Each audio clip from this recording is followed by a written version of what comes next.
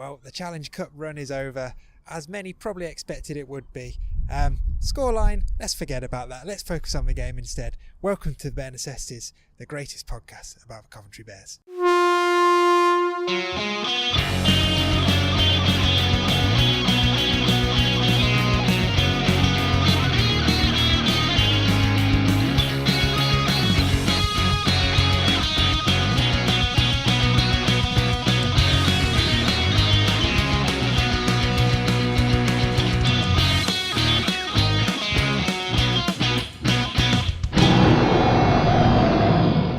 Yes, you're listening to Bear Necessities. I'm your co-host, Dave Musson. We're sponsored by the Bears Vice Presidents and York's Tim.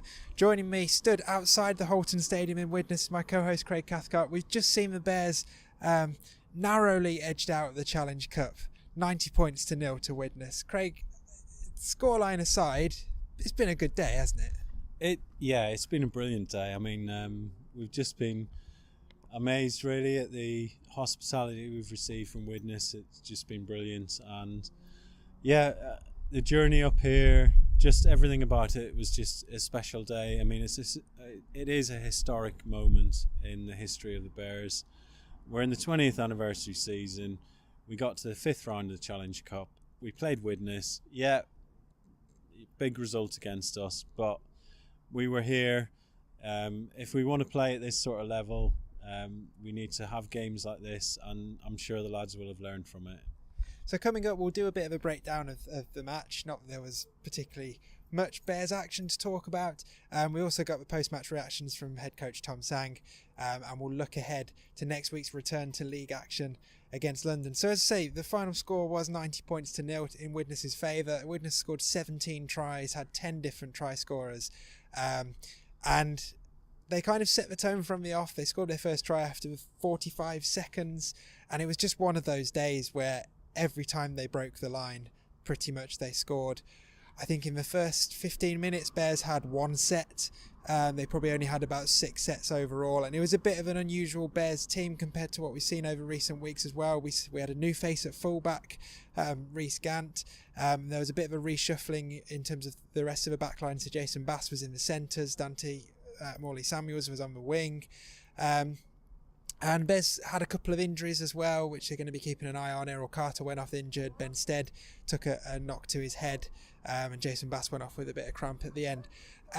Craig, I mean, it's kind of difficult to judge the Bears' attacking play because they got such little ball, but there were a few players who particularly, I feels harsh to single out players, but certainly watching from the stands, there were a couple of players who put in some big hits and actually were able to take the Bears over the gain line. I mean, James Girton stands out. I think Harry Kaufman's put in some big hits as well. And the new fullback, Rhys Gant, he grew into the game, I think. Yeah, absolutely. I mean, it's one of those days. They got blitzed early on. The guys just couldn't cope with the pace of the play of the ball. They couldn't cope with all the lines that Widnes were running. I think it just shows the chasm really between Super League and League One, and it's, you know, I knew that the Bears weren't gonna get a win today, or even be close to getting a win today. I think at one point it looked like they might score a century, but the Bears managed to hang on in there, and actually they had a couple of moments in the second half where they looked like they were a bit more composed and looked like they might score, but it was one of those days, and really it was just about the occasion. The guys will look back on the video, they'll analyse that, and they'll look at it and they'll learn from it, and they can only learn from this experience and get better as a result. Yeah, and crucially, none of the Bears players gave up at all. They were still running hard and doing what they could with the limited ball they had right to the end. So there's plenty for the club to be proud of, and as you say, making it this far in the club's 20th anniversary year, really, really great stuff. Making it further in the cup than the club has ever been before. We'll chat a little bit more about the game in a minute, but first let's hear the post-match reactions from Bears head coach Tom Tsang. So Tom, Challenge Cup run comes to an end. The score line doesn't look great, but how do you assess what your players left out on the pitch there today? Yeah, I mean, we've got to take it for what it is. We're 12th in League One, and they're one of the best 12 teams in the country in Super League. So it was always, obviously, it's not a surprise that, and it was no mystery that they were always going to be looking to put a big score on us. They're bouncing back. They went strong with their team. I spoke to Dennis just really briefly after the game, and he said that he needed a few of his players to step up and show why they should be in the team for next week and coming week. So they all had a point to prove, I think, a lot of their players, and it just shows you that some of our shows our young lads where they want to get to and where they can get to if they work hard. It's a great experience. Scoreline aside, we've had a really good day, and we'll dust ourselves down because next week is a very important game for us against London. What do you take from this game in terms of things you can learn and apply for the rest of the league season? Because obviously you're not likely to come up against opposition quite as well drilled as the Vikings today. Yeah, so they were just relentless and ruthless with their shape that they threw at us. So every single time that they carried the ball, there was an inside option, an outside option, and a third man out the back option, plus the ball carrier himself. So every time there's 4 or 5 options running at the line at pace, and for our guys, I actually thought that we defended very well. We were in the right place, but we weren't able to select the right style of tackle for the situation to just get the man down and wait and then play to the next ruck. There's a lot of one-on-one misses, which you kind of expect when you've got part-time lads, young lads playing against full-time athletes.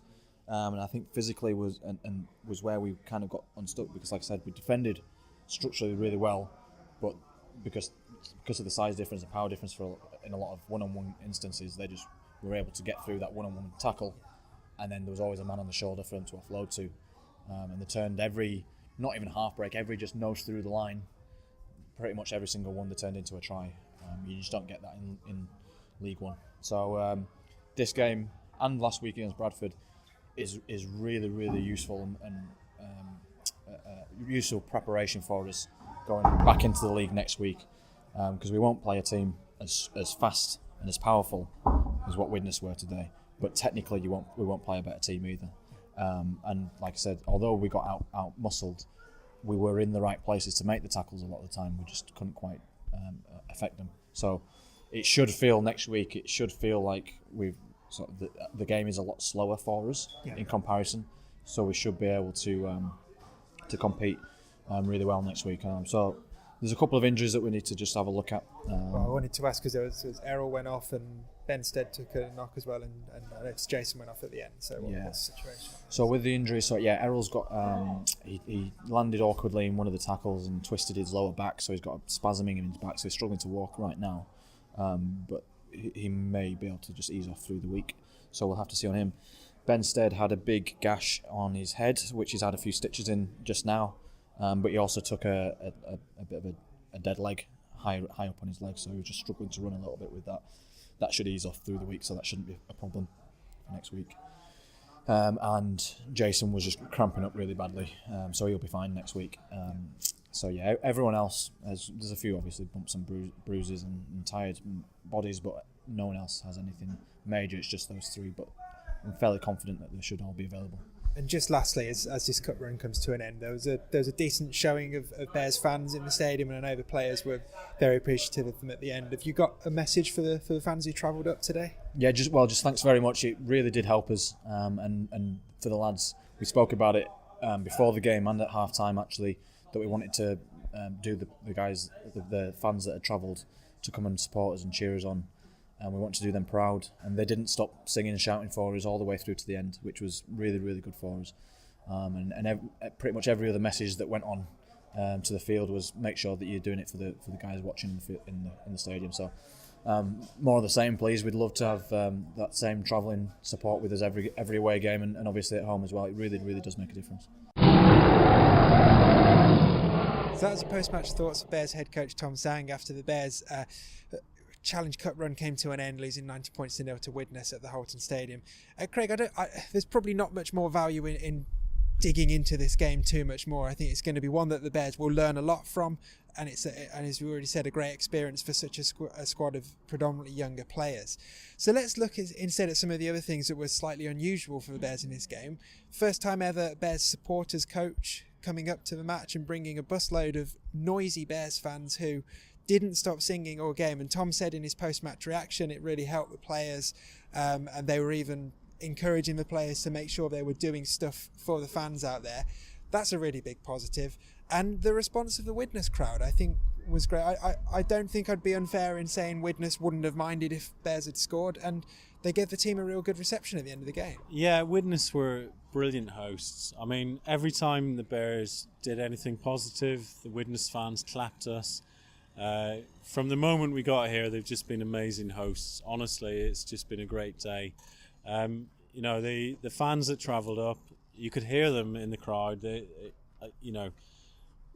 Bears were cheered on for every positive thing that they did in the game, and it was a really good day.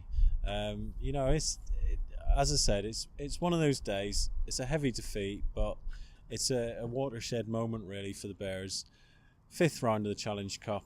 It's 20th anniversary season. Just to get here was just brilliant, and as I said, the guys can learn from it. And excitingly, fans, I can tell you that there were chants being developed on the coach on the way up to Widnes. So you will have to get Stuart on the show to sort of give us the proper lyrics for the chants so we can start learning them. Listeners, you're probably going to realise that we're doing a bit of a shorter show this week because we just felt it was a nice way to round off this Challenge Cup adventure.